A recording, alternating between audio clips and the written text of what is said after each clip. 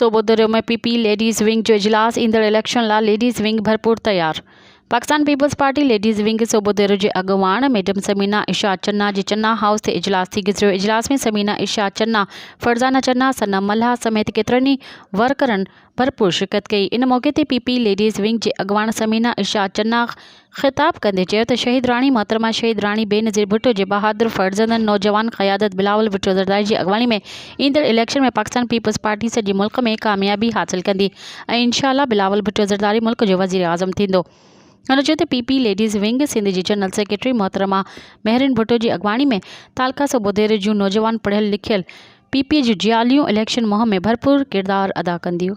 मज़ीद ख़बरनि ऐं तफ़सीलात लाइ विज़िट कयो असांजी वेबसाइट www.awamiNewsHD.com ऐं ॾिसंदा रहो अवामी न्यूज़ HD।